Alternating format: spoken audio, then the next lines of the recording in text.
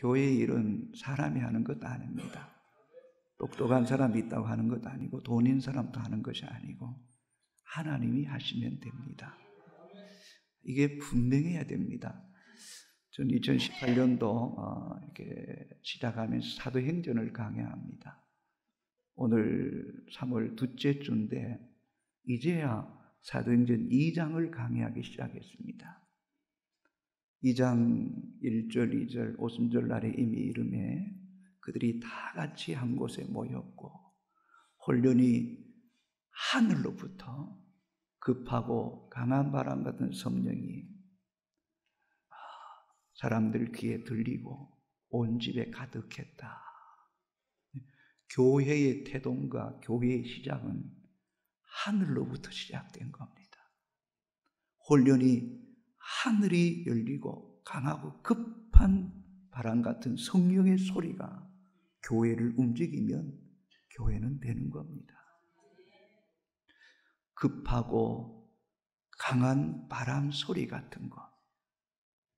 바람 소리가 아니죠.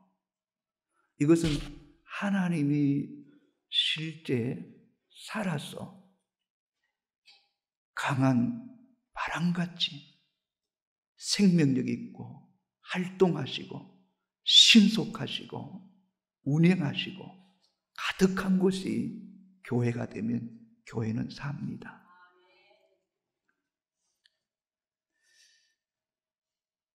창세기 1장 1절은 이렇게 시작하잖아요.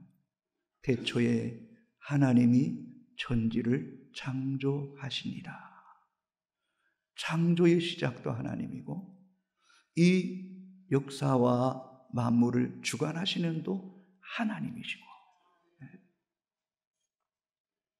하나님이 흙으로 사람을 자기 형상대로 빚으시고 그 코에 생기를 불어넣으시니 생명이 되었다. 인간의 생명의 시작도 하나님이고 그 생명을 주관하시는 분도 하나님이시고 하나님이 우리의 호흡을 취하면 우리 끝나는 거잖아요. 인간의 범죄로 온 인류가 죄와 사망의 법에 매여서 인간 스스로는 꼼짝달싹도 할 수 없을 때에 하나님이 때가 되매 마리아의 몸에 성령으로 잉태케 하신 분이 하나님이시고 그 아들을 통하여 십자가에서 다 이루었다 하신 분도 하나님이세요. 하나님. 구원의 시작도 그 모든 일을 이루신 분도 하나님이시죠. 하나님. 그렇다면 진짜 믿음의 성도는 이 하나님이 역사의 시작과 가정과 끝이 된다는 것, 이 알파와 오메가가 된다는 사실을 분명하게 믿는 성도는 하나님께 초점을 맞춰야죠. 우리의 눈과 마음과 영혼이 하나님께 집중해야 되는 거죠. 그분의 뜻에, 그분의 마음에 합하기를 힘써야 됩니다. 그러나 실제 우리의 삶에 어떤 문제나 어려움이 딱 부딪히면 하나님이 주권자 되심을 망각해버리고 내 소견에 오른 대로 내 임의대로 일하는 것은 이건 굉장한 불신앙이에요. 하나님이 기뻐하지 않았어요.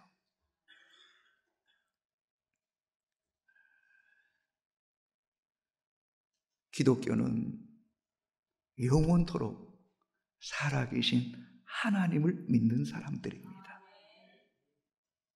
다른 종교들은 죽은 신을 섬기는 거잖아요. 다 죽었잖아요. 다 무덤 있잖아요. 그들이 말을 합니까? 그들이 우리에게 찾아올 수 있는 겁니까? 아니잖아요. 다 열반을 이야기하고 무아지경을 이야기합니다. 스스로 마음을 비우고 번뇌에서 벗어나는 해탈하고 그저 정말 무소유 이런 이야기하는 거 아닙니까? 그러나 우리 하나님은 그렇지 않습니다. 하늘 문을 여시고 참 사무엘상이나 시편 104편에 보면 우리 하나님은 물에 누각을 세우시고 기둥을 세우시고 하늘을 구름을 타시고 바람을 날개 삼으시고 바람을 사역자 삼으시고 불꽃으로 동력하시는 분이 하나님입니다. 모세가 호렙산 가시떨기 가운데 있을 때에 그 가시떨기 가운데 불러서 찾아오시고 그를 부르셔서 민족의 구원의 역사를 이루신 분이 하나님이세요. 갈멜산 엘리야의 재단에 불러서 응답하심으로 그 많은 신들이 헛되고 허망하다는 것을 명백하게 드러내시는 분이 우리가 믿는 하나님이세요. 하나님.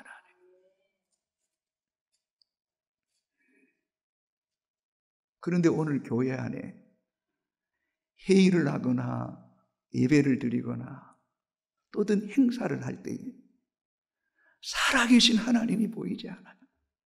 그분의 말씀이 살아 역사하지 않는다는 거죠.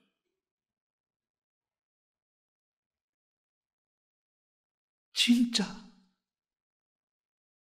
여러분이 하나님을 믿는다면 우리는 기도의 시간을 통해서 말씀의 묵상을 통해서 예배를 통하여 그저 24시간 자꾸 하나님을 주목해야 되고 성령님과 친밀해야 되고 성령의 끄심에 자꾸 순종해야 되고 한 번도 오로지 기도에 힘쓰고 있을 때에 하나님의 영과 깊은 소통이 있고 하나님의 영이 내 마음과 생각을 압도하고 이끄심에 그저 순응할 수밖에 없는 그런 교회가 되어야 돼요.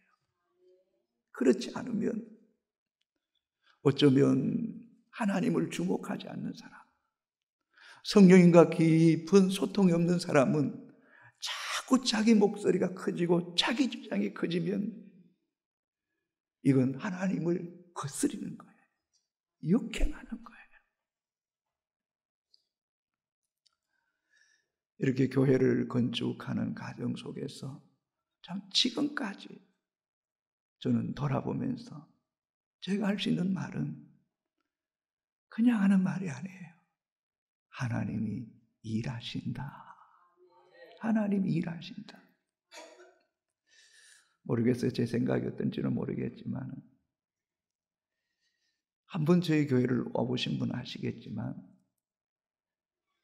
진짜 교회를 너무 아름답게 반듯하게 잘 지어졌어요.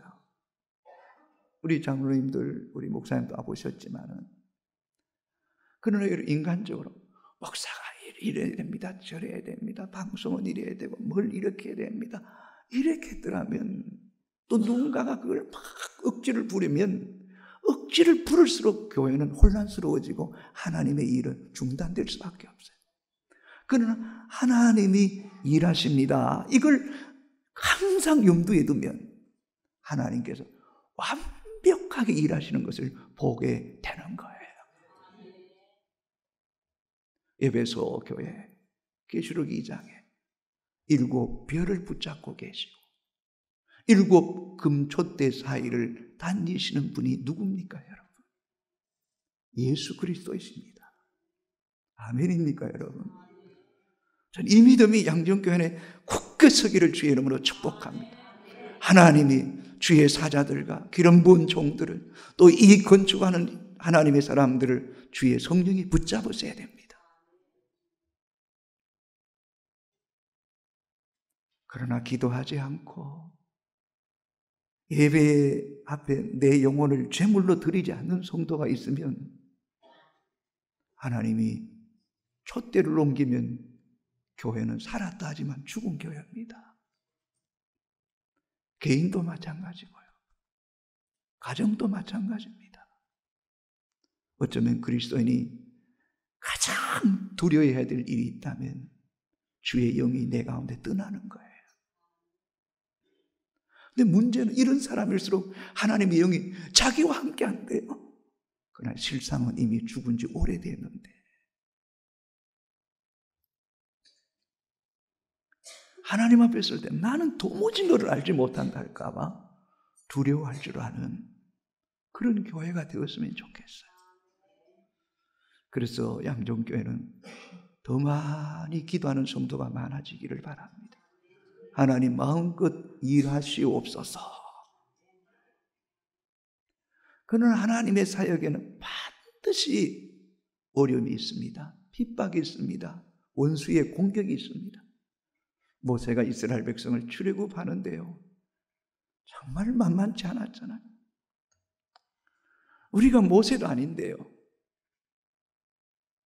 아니 그렇게 모세를 통하여 하나님의 위대한 역사를 나타냈음에도 불구하고 원망하고 돌을 들어 치려고 했던 것 생각할 때 고난이 있고 조금 영적인 리더들 또 이 건축을 앞장서서 일하는 분이 핍박이 있습니다. 돌을 드는 사람이 있습니다. 뭐 엉뚱한 소리 하는 사람 분명히 있습니다. 참아야 됩니다.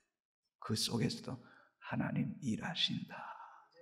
아니 완전하신 예수님께서 일하시는데도 십자가에 못 박으라.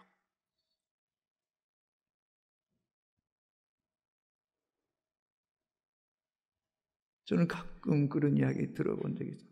하용조 목사님은 또 목회할 때 너무너무 힘들어서 어떤 때는 무릎 꿇고 이렇게 도와달라고 말했대. 옥하는 목사님도 어떤 중직자가 너무너무 힘들게 해서 장로님들한테 말했대요. 나를 선택하시든지 저분을 보내시든지 둘 중에 하나 하세요. 얼마나 힘들었으면 그렇게 말씀하셨겠어요. 그러나 그럴지라도 안고 십자가 지고 가야 되는 거예요. 가야 되는 거. 아멘. 별로 아멘도 안 하시네요, 여러분. 고난주간 아니 사순절 기간 아니에요, 여러분. 십자가 몸에 짊어져야죠. 오늘 본문이 어떻게 시작합니까? 그러므로라고 시작합니다. 앞장과 뒷부분을 연결하는 접속사입니다. 여러분 생명의 삶 큐티 하시는 분 아마 양정교회도 마찬가지인 걸로 알고 있어요.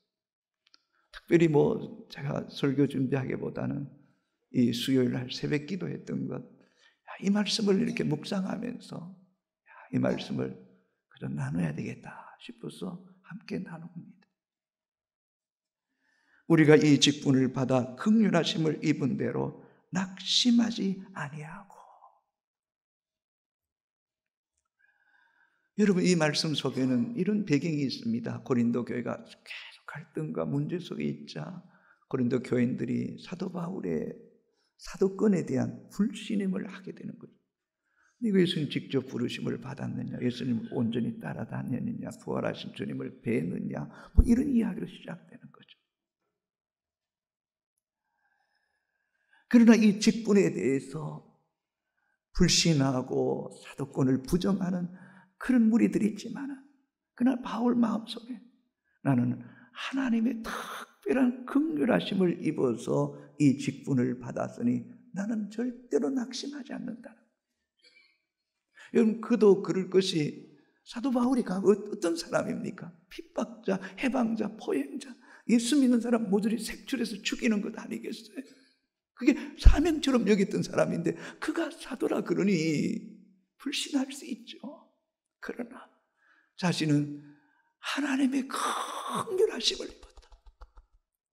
나 같은 죄인 중에 개수고 지극히 작은 자고만 삭대히 인하지 못한 나 같은 자에게 하나님의 사도로 부르심을 받은 것은 하나님의 긍휼하심이다, 자비하심이다, 은혜가 아니고는 해석이 불가능합니다. 오늘 저와 여러분이 그리스도의 자녀가 되고 충성되이 여기 귀한 직분을 주신 것은 우리의 과거의 옛생활과 어쩌면 지금도 은밀히 행하는 제약들을 생각하면 우리가 뭐라고 사도로 이끌음을 받을 수 있겠습니까? 이건 하나님의 긍휼입니다. 하나님의 자비입니다. 은혜가 아니면 해석이 불가능한 것인 줄로 생각합니까, 여러분? 나를 충성되이 계셔서 내게 소중한 직분을 맡겨주심에 대한 감격과 기쁨이 여러분 안에 떠나지 않게 되기를 주님의 이름으로 축복합니다.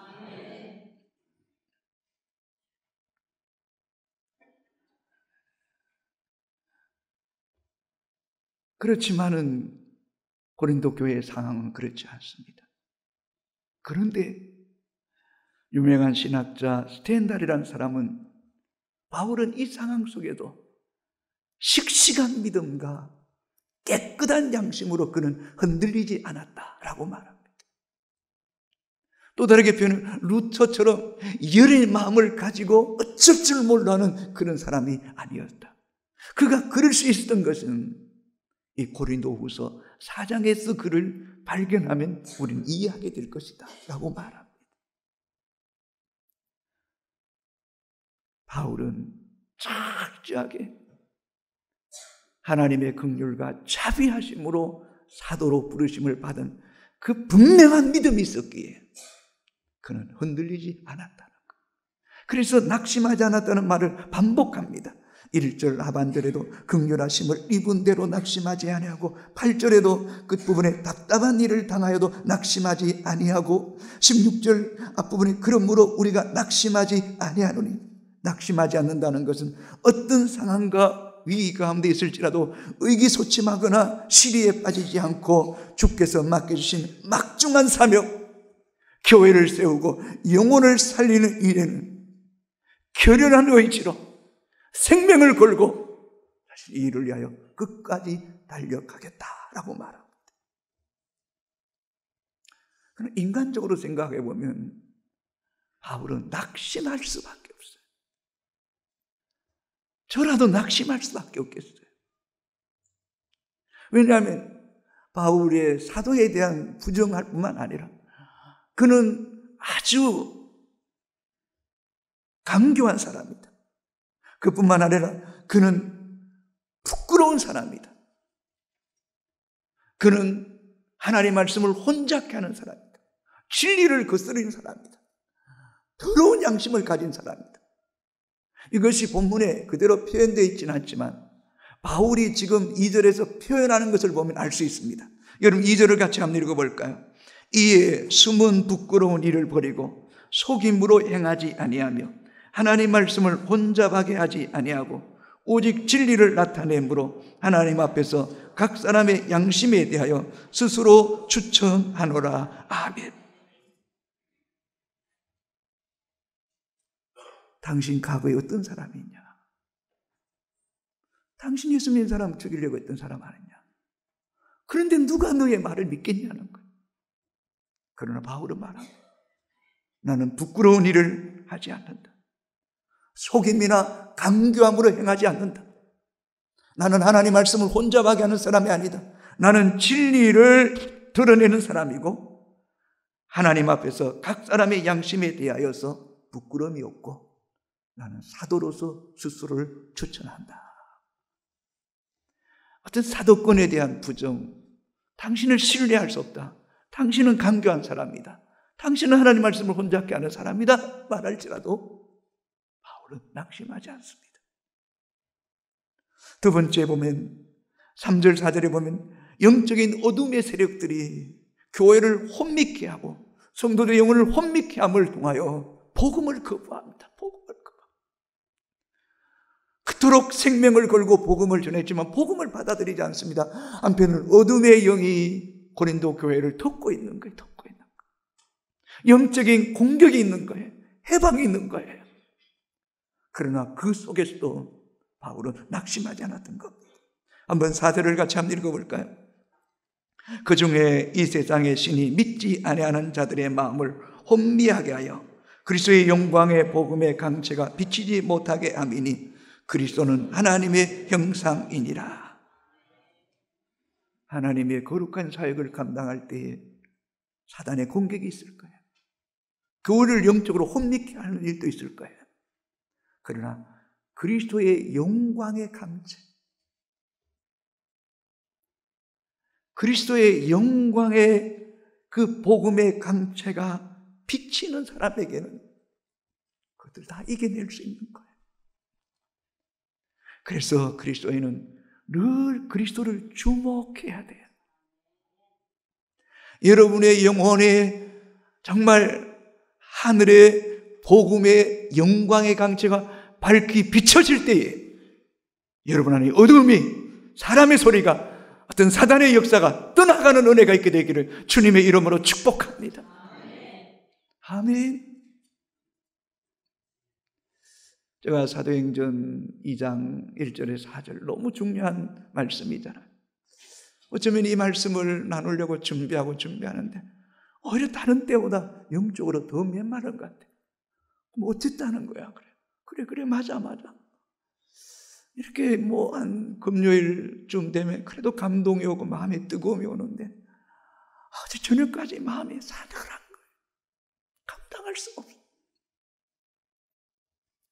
새벽에 일찍 일어나서 새벽 기도하면서 그 순간 하나님이 은혜를 주시는데 주체할 수가 없는 거예요. 여러분 잘 귀담아 들으세요. 저는 여러분의 영혼이 금요일 토요일 되면 마음과 눈과 귀가 하나님께 이렇게 점점 가까워졌으면 좋겠어요. 그리스도의 영광의 복음의 감체가 여러분을 환히 비추기를 바랍니다. 그래서 주일이 기다려지고 주일이 달려오시고 그래서 찬양만 해도 내 영혼이 터치가 일어나고 전율이 일어나고 소동이 일어날 만큼 영적으로 하나님께 민감하게 반응하는 이런 그리스도의 복음의 영광의 강체가 비칠 때에 어둠의 영들이 한순간에 떠나가는 그런 역사가 있게 되기를 주의 이름으로 축복합니다. 조금 시간이 걸리더라도 이해하시기 바랍니다. 저희 교회 안에는 이상한 분들이 많습니다. 술 먹고 오는 분도 있고 오늘 또 예배 중에 찬양 중에 왔다 갔다 하는 사람도 있고 이상하게 맨날 편지 써가지고 목사님 오늘 또 노트처럼 써가지고 갖다 주는 사람도 있어요. 주여 예배 시간에 저들이 움직이지 않게 하시고 헛소리하지 않게 하여 주옵소서. 이게 매일 기도입니다. 매일 기도. 아침에 기도, 저녁에 기도할 때마다 안 빠져요. 알코올 중독. 그냥 제 지나간 얼굴 푹 가려요. 왜 저럴까? 나오는데 보니까 술을 얼마나 먹었는지. 아까 우리 장로님 오셔서 이야기는 한 450, 406명 출석교회는 그렇게 되는데 우리 교회는 150명이 다 이렇게 독거 노인이고 도와야 될 사람입니다. 그 이야기 장로님이 하셨는데 실제 그렇거든요. 저는 더 기도해야 돼요. 더 기도해야 돼요. 이들이 교회에 나오는 게 기적이잖아요. 앉아있는 게 은혜잖아요. 예배 속에 말씀 속에 하나님 만지시는 역사가 있게 되는 거예요. 살아나는 거예요. 그들도 영혼도. 이런 영적 혼미케 하고 혼란에 빠뜨리는 이런 공격을 받고 있잖아요. 세 번째, 오늘 본문에 나왔잖아요. 우리가 사방에 우겨삼을 당하였고 그리고 답답한 일을 당하고 박해를 받고 거꾸로 뜨름을 당하는 같고 어쩌면 우리 건축위원장님들 건축위원들 모르겠어요. 막 사방에 우겨삼을 당해가지고 된다 안 된다 뭐 이런 일이 없게 되기를 바랍니다. 뭐 한 발자국도 앞으로 나갈 수 없는 답답한 일을 당할 수도 있고 당신 계속 진행하면 그냥 안 들 거야 하는 박해하는 사람도 있고 때로는 거꾸리됨을 당해가지고 이제는 난 손들었다. 난 이제 못하겠다. 당신들 알아서 하시. 이럴 수도 있을 겁니다. 우리 교회 건축위원 장로님도 아주 귀한 분이에요. 너무너무 귀한 분이에요. 저는 그분을 건축위원장으로 세웠던 것이 너무너무 감사하게 생각해요. 우리 교회에서 가장 예수님 많이 닮은 분 그러면 그 장로님이에요. 그 장로님. 근데 그 장로님은 건축 다 하시고 토목 전문 공사 하시는 분인데 건축 다 하시고는 그냥 당에도 안 들어오세요. 그만 스톱 다 내려. 입당 예배 드린다고 할 때 수가제도 교회 안 나오세요. 그냥 그날은. 그러나 2부 예배 때 오셔서 그냥 기도하고 힘껏 헌금하시고 아무 말도 하지 않았어요. 그런데 그분이 얼마나 힘들었지. 목사님 나 그만하겠어요. 그런데 딱 조건을 이야기하더라고요. 이것 이렇게 안 하면 안 됩니다. 그 건축위원들 따르겠습니다. 그렇게 하시는 거예요. 우리 112 남성교원 여러분, 이 사명 잘 감당하기 바랍니다. 우겨삼을 당하여도, 답답한 일을 당하여도, 박해를 받아도, 끄끄림을 당하여도 망하지 아니하고 예수 이름으로 일어설 수 있게 되기를 주의 이름으로 축복합니다. 어떻게 하면 바울이 이런 환경 속에서도 흔들리지 않는 믿음, 깨끗한 양심을 가지고 이 일을 감당할 수 있었느냐는 것입니다. 그것은 바울이 자기 자신을 전하는 것이 아니고 복음 대신 예수 그리스도를 전하고 그분이 모든 것의 주인이고 자신은 종이라는 것을 알았기 때문에, 어쩌면 그는 철저하게 복음의 사람이에요. 복음의 사람. 예수 안에 생명이 있다는 사실을 알았던 거예요. 또한 그 복음이 주의 성령이 가난한 자에게 임할 때 영적 부요함이 있고 포로된 자에게 자유를 주시고 눈먼 자를 보게 하시고 눌린 자를 자유케 하시고 은혜의 해가 선포될 때에 생명을 살리는 복음의 능력을 알았기 때문에 그는 흔들리지 않았던 거예요. 여러분 5절을 같이 한번 읽어볼까요? 같이 읽겠습니다. 우리는 우리를 전파하는 것이 아니라 오직 그리스도 예수의 주 되신 것과 또 예수를 위하여 우리가 너희의 종된 것을 전파함이라. 아멘. 예수 그리스도의 복음을 전하는 거예요. 그분이 주인 되신, 그분이 생명 되신, 그분 안에 영원한 생명이 있음을 전하는 거예요. 여러분, 오늘 한국교회에 예수 생명이 우리 안에 살아있어야 돼요. 부활의 신앙으로 무장해야 돼요. 여러분, 우리 인생 잠시 잠깐이에요. 다 놓고 가야 돼요. 하늘에 대한 소망, 복음 안에 영원한 생명에 대한 확신이 없으면 우리는 다 무너질 수밖에 없어요. 복음으로 무장되기를 주의 이름으로 축복합니다. 사도 바울이 이렇게 고백하지 않습니까? 10절, 11절을 같이 한번 읽어보겠습니다. 시작. 우리가 항상 예수의 죽음을 몸에 짊어지면 예수의 생명이 또한 우리 몸에 나타나게 하려 함이라. 우리 살아있는 자가 항상 예수를 위하여 죽음에 넘겨지면 생명이 또한 우리 죽을 몸에 육체에 나타나게 하려 함이라. 아멘. 우리가 항상 예수의 죽음을 몸에 짊어지면, 우리가 항상 예수의 죽으심을 몸에 짊어지고 살아가는 사람. 여러분, 하나님이 살아계십니다. 교회는 하나님이 주관하십니다. 혼련이 하늘로부터 급하고 강한 바람 같은 소리가 있고 온 집에 가득하더라. 하나님은 여전히 살아계셔서 일하시고 활동하시고 신속하게 일하시는 하나님. 우리는 그분 앞에 항상 예수의 죽으심을 인정해야 돼요. 고린도전서 15장 31절에 나는 날마다 죽노라. 나는 날마다 죽노라. 내가 그리스도와 함께 십자가에 못 박혔나니 그런즉 이제 내가 산 것이 아니요 오직 내 안에 그리스도께서 사신 것이라. 저들이 가끔 당하다 보면 이렇게 스톱할 때가 있어요. 뭔가 브레이크를 이렇게 밟을 때가 있죠. 브레이크를 밟을 때가 있죠. 근데 기도하는 가운데 성령께서 그래요. 너 그러지 마라, 그러지 마라. 네가 안 해도 내가 한다. 네가 안 해도 내가 한다. 이번에도 어떤 모임에 가서 너무 이렇게 사람들이 막 나서서 이야기하고 막 이렇게 극본처럼 막 움직이는 거 보니까 내 안에 막 짜증이 나는 거예요. 짜증이 나. 근데 그것도 하나님 앞에 내 영이 맑지가 않는 거죠. 기도가 잘 되지 않아요. 내 마음이 그러니까. 찬송가 가사가 기도 가운데 예수를 친구 삼아 늘 내 옆에 모시어라. 그러면 새 생명이 넘치리라. 나는 죽었습니다. 나는 없습니다. 예수 그리스도가 내 삶의 주인입니다. 교회의 머리는 예수 그리스도이십니다. 여러분, 이런 내가 항상 예수의 죽으심을 짊어질수록 죽음의 권세를 이기시고 부활하신 그분이 우리 가운데 일하십니다. 죽을지라도 예수 생명이 우리 가운데 영원한 생명을 주실 줄로 믿습니까, 여러분? 두 번째는 바울 자신이 깨끗한 양심을 가진 거죠.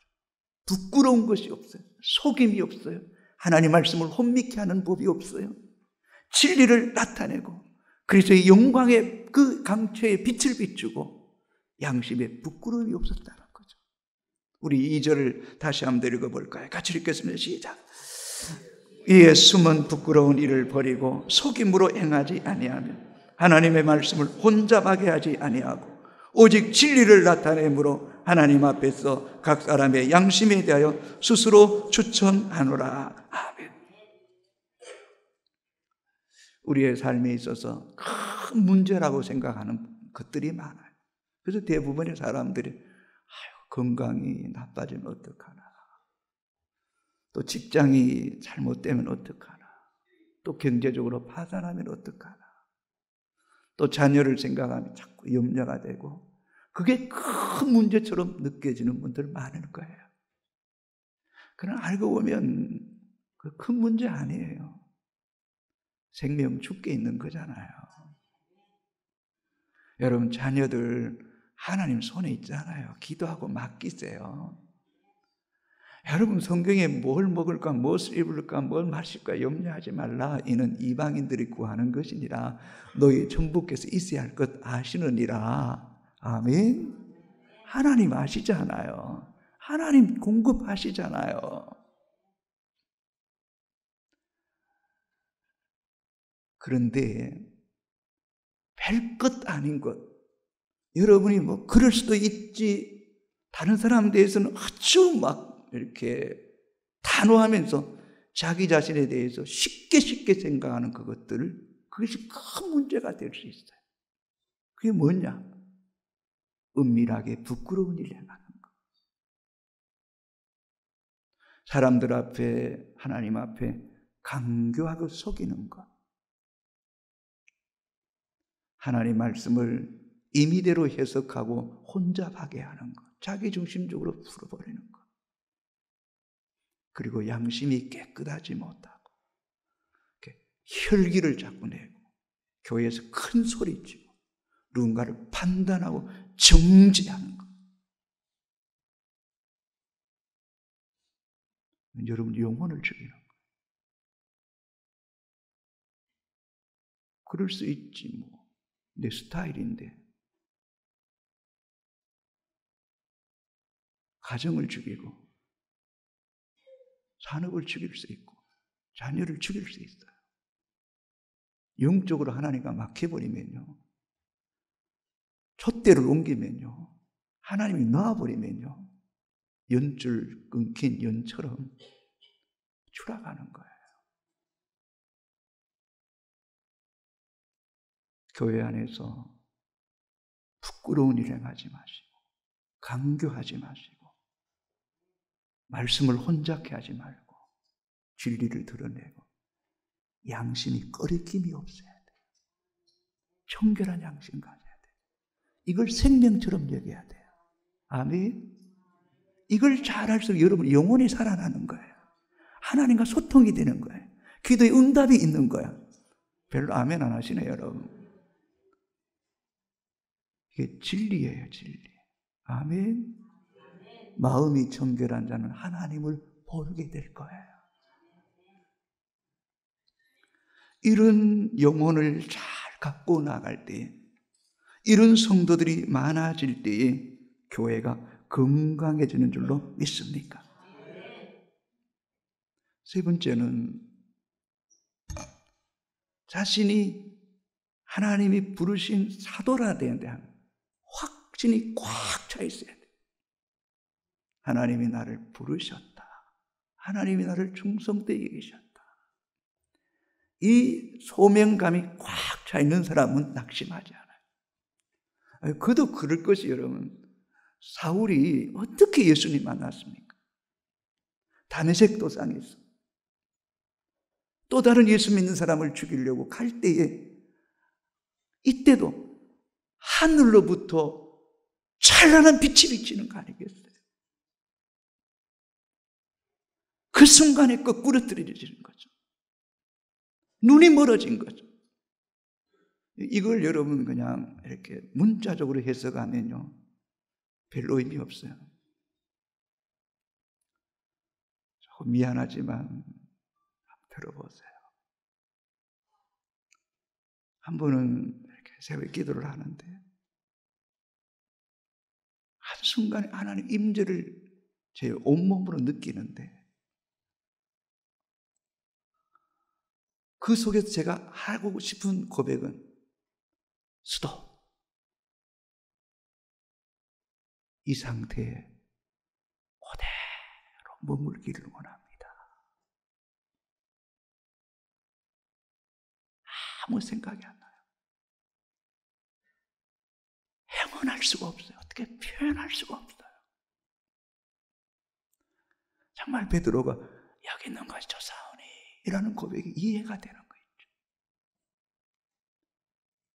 그대로 있기를 원합니다. 더 깊어지기를 원합니다 하는 그런 마음이 막 사무치는 거예요. 그리고 어떤 생각도 어떤 염려도 들지 않는 거예요. 저는 어쩌면 이 사울에게 다메섹 도상에서 찬란 빛이 비치는 이 빛이 그냥 빛이 아니에요. 하나님의 영이 빛으로 그에게 찾아올 때 그 빛의 어떤 위엄과 그 강도와 그 어떤 힘이라는 것은 표현할 수가 없는 거죠. 이것이 우리가 참 하나님 나라에서 매일매일 누리게 될 은혜인 줄로 여러분 아십니까? 그래서 바울이 이 다메섹 도상에서 만나고 나니까 사도행전에서 9장에서 22장에서 26장에서 만날 때마다 이야기하는 거예요. 우리는 하나님의 그 그리스도의 영광의 복음의 강체 앞에 설 때에 청량할 수 없는 그 황홀함 속에 있는 사람이 있는가 하면, 그 그리스도의 영광의 강체 앞에서 어쩔 줄 몰라하면서 두려워 떠는 자도 있을 것입니다. 그러나 정말 하나님이 내 삶 속에서 어떻게 개입하시고 찾아오시고 나를 만나주시고 여기까지 이끄신가를 분명하게 아는 사람은 어떤 어려움이 있고 핍박이 있고 어떤 강교한 소리가 내게 들릴지라도 낙심하지 않습니다. 흔들리지 않습니다. 기쁨으로 십자가 지고 예수의 죽으심을 항상 짊어지고 저 높은 곳을 향하여 내 아버지 앞에 서는 날 의의 멸류관 생명의 멸류관 밖에 서기 위해서는 달려가야 됩니다. 달려가야 됩니다. 이제 여러분 무엇을 기도합니까? 여러분의 삶의 자리가 무엇입니까? 혹 예수님에게 아들, 저 사람이 목수의 아들이 아니냐고 어떤 천대, 어떻게 보면 면박을 주고 초라하게 느껴질 수 있는 그런 씨 뿌리는 비유와 여러 가지 마태복음 13장의 비유의 말씀을 전할 때 놀라면서도 목수의 아들이 아니냐 이야기할 때 주님은 전혀 개의치 않습니다. 목수의 아들로서 자기 일을 통하여 하나님께 영광 돌리는 것, 그 기쁨이에요. 그 속에서 아버지의 마음을 드러내고 그 속에서 자기를 위한 것, 또 다른 사람들을 위해서 일하고 수고하고 땀 흘리는 그것이 그리스도의 아름다움이에요. 누가 알아주고 알아주지 않고 그 길이 고귀하고 천대받고 하찮게 여기든 중요하지 않아요. 내 삶의 자리에서 내게 맡겨주신 일에 묵묵히 감당하며 그저 이름도 없이 빛도 없이 일하는 그 사람 통해서 그리스도가 드러나게 되기를 주의 이름으로 축복합니다. 이런 교회 건축을 통해서 여러분의 내면이 건강해졌으면 좋겠어요. 여러분의 내면의 성전이 거룩해졌으면 좋겠어요. 이 성전 건축을 위해서 기도하고 또 무릎 꿇고 또 어려움을 가지고 기도하는 가운데 하나님께서 어떻게 일하시고 역사하시는가를 하나님을 경험했으면 좋겠어요. 하나님이 여러분 안에 살아있었으면 좋겠어요. 하나님 보이는 건물보다 보이지 않는 내면이 거룩한 성전 되기를 기뻐하실 줄로 믿습니까, 여러분? 교회 안에서 나름 기도 많이 한다, 은혜 많이 받았다, 하나님이 도왔다, 뭐 이런 이야기 많이 하는데 진짜 하나님을 경험하고 하나님의 역사 속에서 자신이 그 일의 도구로 쓰이는 사람은 사명이 달라집니다. 영적인 책임감이 달라집니다. 하나님을 경험할수록 과거에는 나밖에 몰랐는데 자꾸 하나님을 경험하고 기도의 응답을 받고 하나님 내 삶 속에서 역사하심을 경험하는 사람은 자꾸 기도의 범위가 넓어집니다. 늘 자녀밖에 가정밖에 몰랐는데 교회를 위해 자꾸 기도하게 됩니다. 교회를 자꾸 손이 올라가게 됩니다. 주의 종을 위해 기도하면 더 기도가 간절해지고 하나님 우리 목사님 마음이 하나님 물된 동산 되게 하시고 성령의 기름 부으심이 끊어지지 않게 하시고 강단에 설 때마다 용건을 7배나 더하여 주시고 장로님들을 위해서 이게 또 넘어서 이제 한국 교회를 위해서 기도하게 되고 북녘 땅을 위해서 기도하고 유럽을 위해서 기도하고 아프리카를 위해서 기도하고 동남아를 위해 기도하고 중앙아시아를 위해 이스라엘권을 위해서 기도하고 자꾸 기도의 영역이 나는 그저 부족하지만 우리가 믿음으로 기도하면 마치 그 선지생도의 아내의 빈 그릇마다 기름을 부었더니 그 기름이 차고 넘치 그릇이 앉으라 기름병에 기름이 그쳤던 것처럼 영적인 은혜의 기름을 자꾸 흘러보내게 되고 그뿐만 아니라 책임감이 커지는 거죠. 내게 있는 물질이 이게 내게 아니네. 이 물질 생겼는데 이번에는 이 사람 도와야 되겠다. 이 사람 꺼내. 하나님 감사합니다. 도울 수 있었어. 진짜 하나님의 은혜 속에 있으면 주님 이번 교회 건축하는데 내가 해야 될 은혜의 몫이 뭡니까? 사람 보지 마세요. 교회에 자꾸 사람이 크게 보이고 사람의 소리가 커지면 여러분 영이 죽습니다. 죽습니다 여러분. 그럴지라도 더 기도하고 하나님이 크게 자꾸 보이고 부와 기와 영화가 다 아버지께로부터 왔음을 알고 아버지께 마땅히 드릴 것을 드릴 줄 아는 그런 우리 책임감이 있는 하나님을 경험하고 안 만큼 영적 사명감과 또 내가 이 땅에서 이 교회에서 해야 될 책임감도 회피하지 말고 내가 져야 될 십자가 있으니 기꺼이 주십시오. 저도 건축하면서 그냥 털이죠. 그런데 하나님께서 갈수록 더 은혜가 강해지게 하시고 저희 자녀들도 하나님께서 이렇게 열어가시는데 얼마나 감사한지 모르겠어요.